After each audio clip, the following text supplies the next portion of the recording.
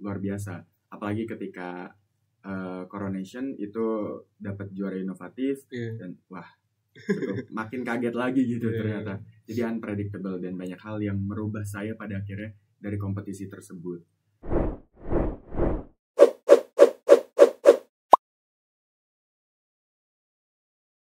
Oke, selamat datang di Sela Kampus. Balik lagi di Sela Kampus ya. Kali ini bersama aku, Ferdio Ardi Satria. Dan aku udah bersama Duta Keterbukaan Informasi Publik. Ya, ini dia juara inovatif dari Duta Keterbukaan Informasi Publik. Nah, sebelumnya kita mau kenalan dulu nih sama Arafi ini. Nah, Arafi ini di Duta Keterbukaan Informasi Publik bisa diceritakan dari awal sampai bisa jadi sebagai Duta Keterbukaan Informasi ini gitu. Sebelum mungkin perkenalan dulu sama teman-teman. Ya boleh, perkenalan dulu semuanya. Penonton podcast Dima. Perkenalkan, nama aku Raffi Taufik Rahman, biasa dipanggil Raffi. Kebetulan aku juara inovatif Duta Keterbukaan Informasi Publik UIN Sunan Gunung Jati Bandung tahun 2024. Kisahku bermula dari saat itu ditawarin sama dosen. Jadi disuruh untuk daftar. Ini ada info lomba di kampus gitu. Lomba apa? Duta. Karena kebetulan belum pernah juga. Jadi sebenarnya awalnya ragu. Wah, coba nggak nih? Tapi kata dosen coba aja. Nanti siapa tahu beruntung ya kan. Habis itu coba daftar. Setelah daftar mengikuti rangkaian seleksi pemberkasan waktu itu. Lolos seleksi berkas ke 94 besar, lanjut ke sesi FGD waktu itu. Itu untuk menentukan kita lolos menjadi finalis atau enggak. Nah, saat FGD itu kita di setiap fakultas itu dikasih satu tema untuk kita jelaskan menurut pengetahuan dan pendapat kita gitu. Jadi di dalam satu tema tadi itu kita suruh menjelaskan dan yang dinilai adalah kerangka berpikir. Nah, kebetulan dari setiap fakultas itu hanya akan diambil 2-3 peserta. Waktu itu. Kebetulan dari Fakultas Usuluddin itu ada 10 orang dan alhamdulillah aku jadi salah satu orang yang lolos di ke 22 besar. Setelah 22 besar, ya seperti biasa pembekalan, terus mendengarkan materi-materi lah gitu. Belajar manner juga dan yang lain as a duta. Setelah itu lanjut ke kompetisi. Langsung ceritain masa kompetisi. Ya, tenang dulu ya. Kita ini dulu apa? Sebelum ke sana dulu, aku pengen tahu deh. Araf ini kan dari Usuluddin juga, dari Fakultas Usuluddin juga. Nah, prodi apa? Aku dari prodi Tasawuf Psikoterapi. Tasawuf Psikoterapi ya. Dulu awalnya kenapa bisa ke tasawuf itu? Kenapa memilih tasawuf itu ya? Sebetulnya juga sama karena ketidaksengajaan gitu. Ketidaksengajaan juga. Ya, banyak yang ketidaksengajaan. Betul banget. Jadi dulu aku kebetulan masuknya tuh lewat jalur PBSB, program beasiswa santri berprestasi. Jadi waktu di pondok dulu itu ditawarin untuk beasiswa dan ditanya nih mau kemana. Aku waktu itu terserah mau kampusnya di mana, jurusan apa, yang penting di Bandung. Yang penting di Bandung gitu. Terus ya udah akhirnya didaftarin lah sama pihak pondok dan aku nggak tahu menahu soal pendaftaran jadi langsung didaftarin dan ternyata masuk jurusan tasawuf psikoterapi. Jadi nunggu aja gitu nggak tahu jurusannya apa. Baru dikasih tahu waktu tes kayak oh ini jurusan kamu ya, nanti prospeknya kayak gini dan nanti isinya ngapain aja. Tapi gimana? Seneng di tasawuf? So far oke sih karena kita menggabungkan akhirat dan duniawi nih kayaknya. Jadi kayak kalau lagi belajar ya satu sisi kita mendengarkan tentang psikologi yang biasanya emang umum dan barat banget, tapi di satu sisi juga tentang ketasawufan gitu yang bisa sebetulnya kan kalau di TP itu si psikologi ini cuma jadi frame-nya aja ya, cuma jadi metode aja gitu untuk menjalankan teori-teori tasawuf ini gitu dalam penyembuhan orang dan kayak gitu. Seru banget sih jurusan. Nah, balik lagi ya karena kita ini akan membahas tentang keterbukaan informasi publik ya. Sebenarnya apa itu Duta Keterbukaan Informasi Publik itu gitu? Nah, Duta Keterbukaan Informasi Publik ini sebetulnya dicanangkan untuk mengedukasi dan mensosialisasikan nih tentang keterbukaan informasi publik.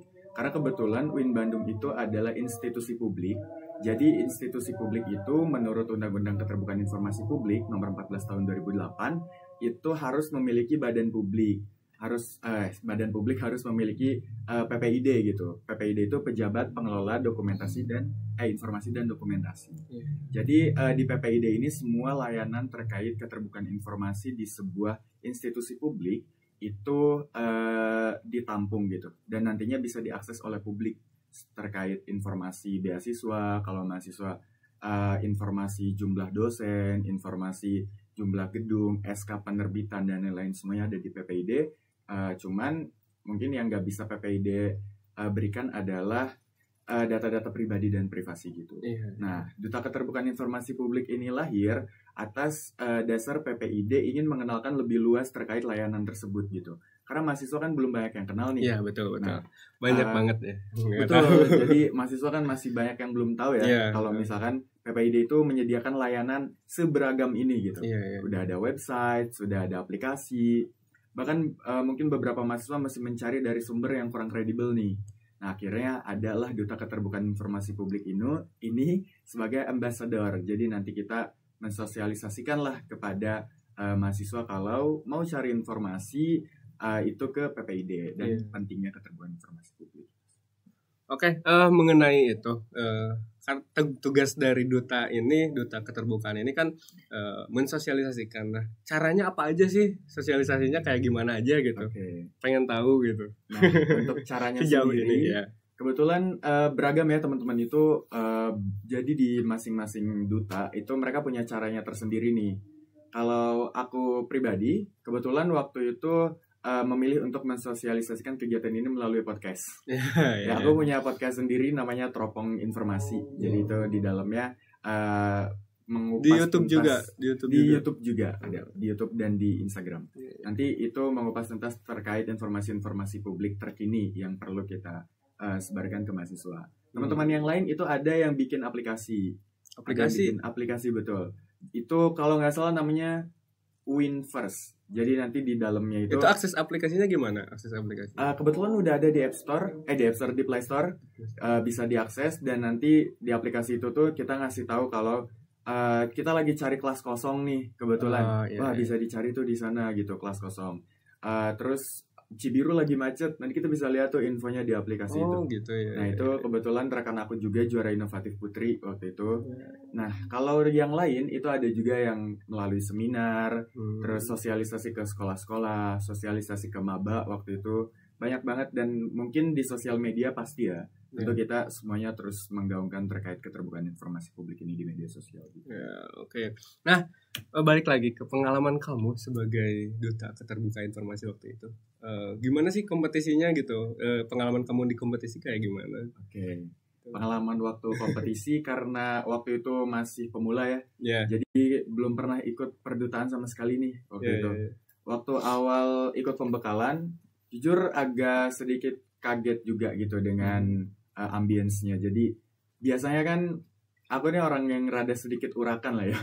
Terus datang dengan ke pembekalan, dan di sana kita belajar manner yang mana harus serba rapi, duduknya harus rapi, kalau menulis ada etikanya, dan ngapa-ngapain ada etikanya gitu. Cukup seru ternyata, menemukan satu sisi lain gitu. Ternyata ada hal-hal seperti ini yang ternyata menarik juga gitu. Terus lanjut setelah ke pembekalan itu banyak sekali sesi-sesi latihan dan photoshoot. Jadi kita dulu karena belum bisa catwalk sama sekali, masih kaku banget tuh. Terus diajarin sama temen juga gitu, belajar. Dia kebetulan udah expert lah, udah pernah ikut ajang-ajang seperti ini sebelumnya. Jadi belajar catwalk, terus belajar untuk pose dan lain-lain. So far seru banget, dan yang paling bikin menarik itu adalah kita kan kompetisi, tapi di dalam itu seperti keluarga aja gitu rasanya. Jadi gimana kita waktu itu kita sebetulnya disuruh waktu final itu kita disuruh bawa satu orang asisten yang untuk bisa ganti-gantiin kostum kita di backstage. Karena kan kita berganti-ganti kostum beberapa kali tuh. Dan lumayan ribet ya kostumnya, ada yang harus dipasangin di segala macam. Nah itu untuk kostumnya juga disediain oleh gitu. Kalau untuk kostumnya itu disupport oleh fakultas masing-masing gitu. Terima kasih untuk Usuludin sudah mensupport saya. Nah, jadi itu lumayan ribet lah gitu waktu itu. Cuman kita memutuskan buat nggak usah bawa personal asisten gitu. Kita saling bantu aja. Dan itu kekeluargaannya berasa banget waktu final. Karena hektik banget kan. Kita cuma diselingin sama orang yang tampil nyanyi. Itu sebetulnya di backstage kita lagi ribet banget gitu. Ganti baju, lepas make up juga dan lain-lain. Ribet banget gitu. Ya. Kamu kan dulunya yang notabene seorang santri berarti ya. Dulunya kita tahu lah santri kayak gimana ya. Yang tadi kamu bilang juga bahwa awalnya urakan gitu. Nah, tantangan atau proses dalam kompetisi ini yang kamu rasakan seperti apa gitu tantangannya? Menantang apa gitu, yang tadinya urakan jadi harus rapi-rapi gitu. Itu sih merubah gaya berpakaian, merubah gaya rambut, betul. merubah gaya bicara dan lain-lain gitu. Jadi kita ngapa-ngapain harus serba hati-hati juga. Dan tapi itu bukan sesuatu hal yang berkonotasi negatif gitu. Justru itu merubah aku menjadi ya sosok yang lebih baik gitu pada akhirnya. Jadi bisa untuk lebih rapih lah gitu. Melakukan sesuatu tuh lebih terstruktur karena kita diajarin kan di sana. Belajar personal branding juga.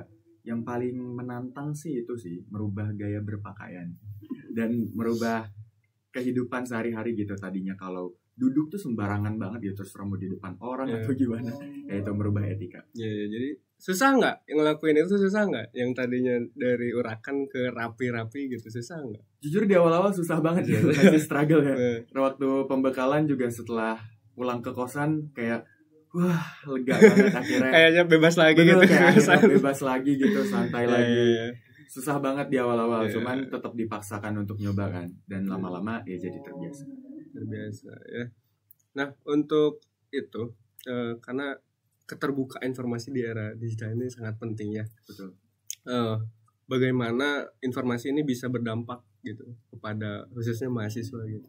Oke, kalau ke mahasiswa, karena base-nya mahasiswa itu sebetulnya ya terkadang mahasiswa itu malas mencari informasi gitu. Iya, sebetulnya betul. Informasinya sudah tersedia, tapi mereka ini malah lebih asik scroll dan itu akhirnya nemunya informasi yang hoax nih gitu, yang nggak benar. Jadi agar informasi ini bisa berdampak, apalagi di era digital, pastinya masifnya informasi ini di sosial media.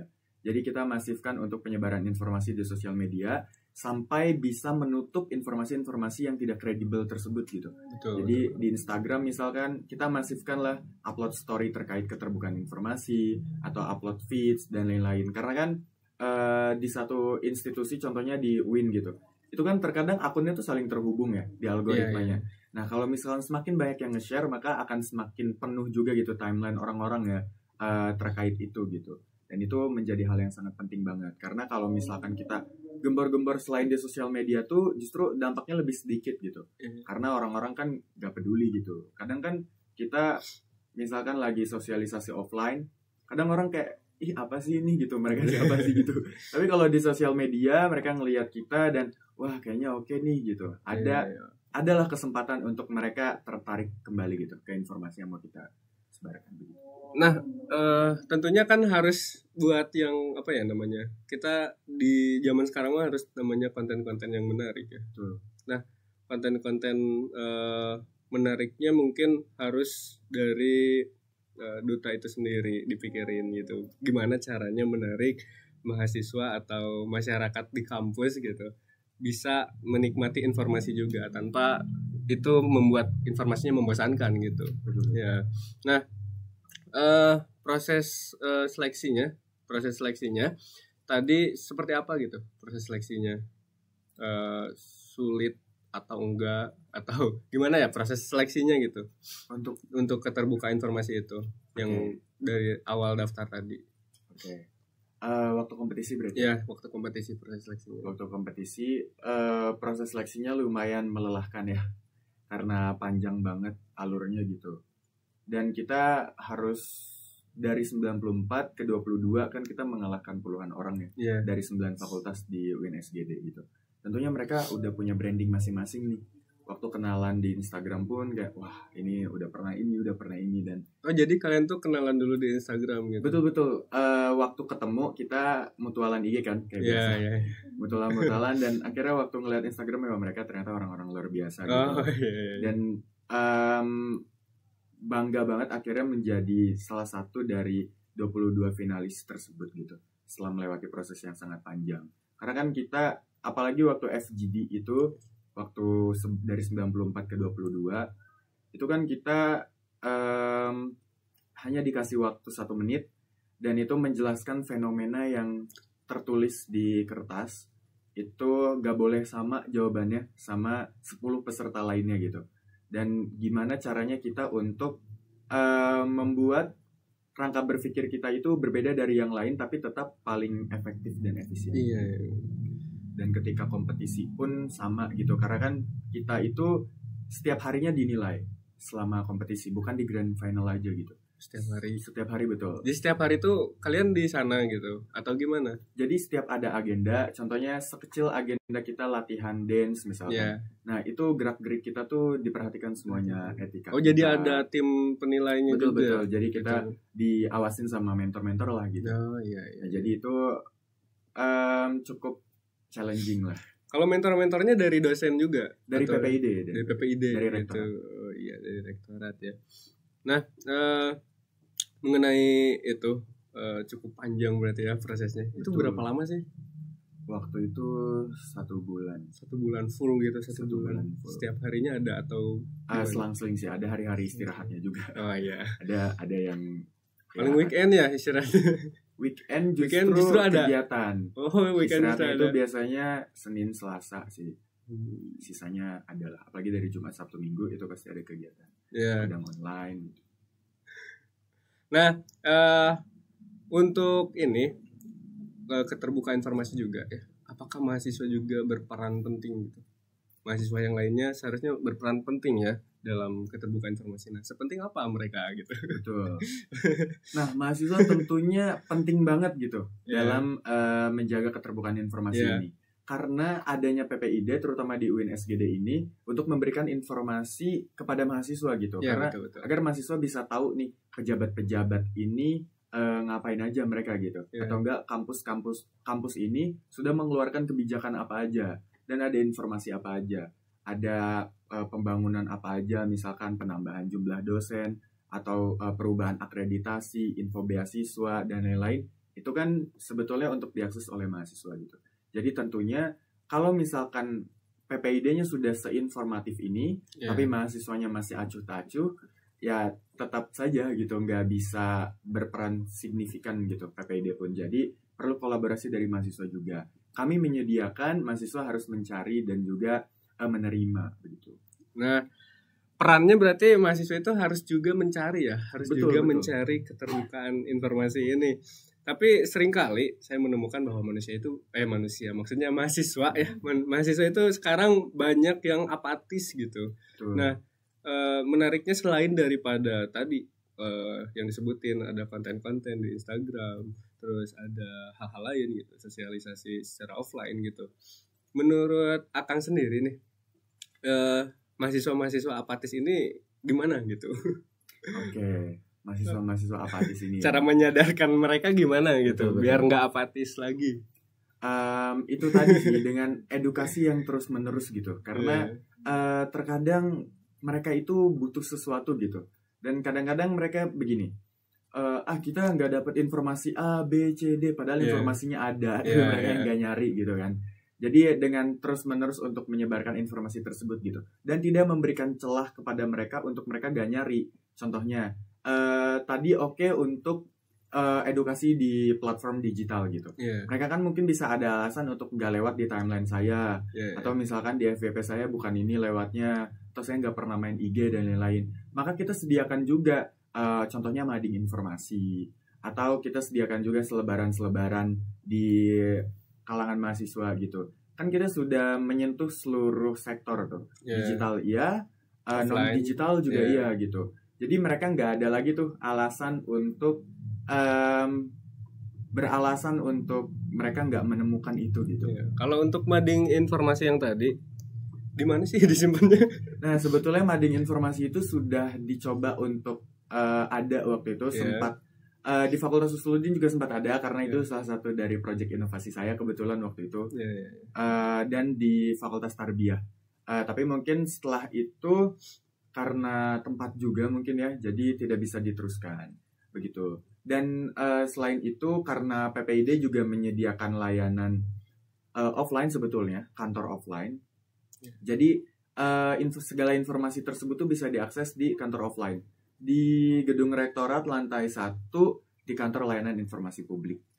Dan kalau misalkan malas untuk datang, PPID juga menyediakan web dan juga Instagram dan juga aplikasi gitu. Jadi nggak ada alasan lagi sebetulnya. Nama websitenya apa? Nama websitenya ppid.uns gitu. PPID tuh, jadi teman-teman untuk yang ingin mengetahui informasi keterbukaan terkait PPID yang tadi ya cari aja itu PPID, jangan sampai nggak dapet ya, nggak dapat informasi nanti yang disalahin duta keterbukaan berarti katanya kerjanya apa katanya gitu. Padahal kita sebagai duta mungkin ya, kalian sebagai duta sudah menyebarluaskan gitu terkait dengan informasi dari PPID yang tadi. Nah, selanjutnya mungkin ya apa sih strategi dan peran duta keterbukaan ke depannya gitu. Selain daripada yang tadi.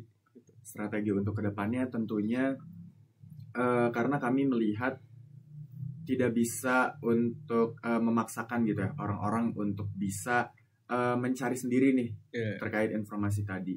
Maka dari itu gitu kami terus-menerus untuk melakukan upgrade nih, apalagi yang harus kita perbaiki, bagian mana gitu dan sektor apa yang belum kita sentuh. Dan itu terus dikaji dan nantinya menjadikan satu proyek baru atau nanti kita menyediakan satu proyek baru yang bisa kita canangkan ke mahasiswa-mahasiswa gitu. Banyak nanti di kedepannya, mohon doanya dan tunggu aja teman-teman. Saya juga insya Allah mungkin beberapa dari kami itu ada yang mau bekerja sama dengan NGO untuk meningkatkan berbagai sektor yang belum pernah tersentuh. Kayak contohnya juara 1 putri Duta Keterbukaan Informasi Publik, Teh Cindy, itu dia berencana untuk berafiliasi dengan NGO di bidang lingkungan. Karena di UIN ini belum tersentuh sama sekali nih gitu, terkait lingkungan. Jadi kita mau menyentuh sektor tersebut. Terus juara 1 putranya juga Kang Alam waktu itu, dia berencana untuk bekerja sama dengan teman tuli. Jadi karena keterbukaan informasi ini kan juga gak hanya untuk orang yang normal saja gitu ya. Teman-teman disabilitas juga punya hak gitu. Harusnya dapat ya. Jadi kita sebagai penyedia layanan informasi itu penting untuk bisa memahami bahasa mereka, penting untuk bisa berkomunikasi dengan mereka gitu. Makanya kami terus untuk mengupgrade strategi-strategi tersebut gitu. Bagaimana, apalagi yang masih kurang dan yang perlu kami perbaiki. Banyak banget ya ke depannya berarti. Betul. Berat punggung berat. Kayaknya sudah. Berat. Nah, tentunya nanti juga akan memberikan duta ini apa ya namanya? Ada next atau generasi berikutnya. Betul. Tentunya ya kayak gitu. Kira-kira kapan Kang? Ada nggak bocorannya? Itu di kisaran bulan Agustus sampai September nanti. Agustus sampai September 2025. Tahun depan berarti ya, 2025. Nah, untuk yang ingin sama menjadi duta, Akang punya tips atau motivasi apa gitu buat mereka gitu? Motivasinya adalah jangan pernah takut untuk mencoba sih, apalagi untuk teman-teman yang masih baru ya, yang belum pernah juga seperti saya waktu itu, gak apa-apa, coba aja. Kalau untuk tips and triknya adalah banyak-banyak nonton video YouTube yang bermanfaat atau konten-konten edukatif ya, dan juga rajin membaca buku gitu. Membaca buku itu sih betul yang banget. Wajib.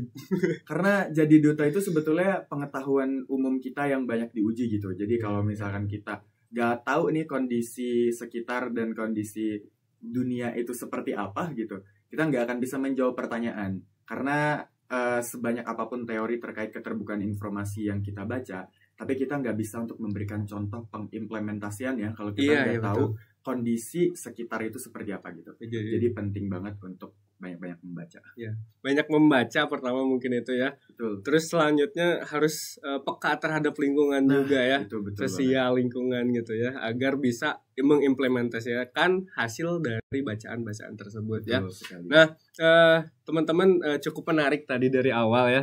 Dari awal tadi Arafi menjelaskan bahwa dia awalnya dulu mengenai apa ya namanya, beliau urak-urakan gitu.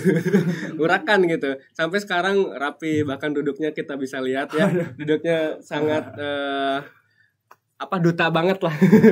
Duduknya cukup duta banget. Terus selanjutnya tadi ada bocoran juga bahwa tahun depan akan ada lagi kompetisi duta keterbukaan informasi lagi, dan udah dikasih motivasi juga sama Arafi. Jadi buat kalian yang pengen nyoba jadi duta informasi harus banyak baca buku, harus banyak nonton yang yang berguna lah ya. Jangan sampai cuma ketawa-ketawa aja nonton gitu ya. Nah, menurut Arafi ini bagaimana perasaan sekarang aja gitu? Sekarang ya, setelah menjadi duta. Ya, sekarang setelah menjadi duta. Oke, perasaan sekarang setelah menjadi duta tentunya seneng banget ya, karena ya tadi setelah melewati hal yang panjang tadi, dan ada rasa cemas juga sebetulnya. Takut untuk gimana nih bisa membawa titel ini gitu dengan baik. Karena takut kan ada hal atau ada perilaku yang mungkin menyalahi yang seharusnya gitu. Sebetulnya jadi agak sedikit cemas gitu. Cuman ya itu jadi pacuan tersendiri gitu, dan motivasi juga untuk terus upgrade diri. Tentunya menjadi satu kebanggaan juga karena ternyata hal kecil yang bisa kita lakukan bisa berdampak banyak sebetulnya kepada mahasiswa yang lain dan lingkungan kampus terutama, agar kita bisa setidaknya memberikan peran sebelum kita meninggalkan UIN Sunan Gunung Jati. Meninggalkan nama dulu ya. Bahwa saya ada gitu dulu di sini gitu. Nah, kesan dan pesannya dulu buat setelah mengikuti gimana kesan dan pesannya. Gitu. Kesannya tentu satu kata sih untuk kesannya, unpredictable gitu. Unpredictable. Betul banget. Jadi banyak hal yang nggak saya duga tuh terjadi gitu di sana.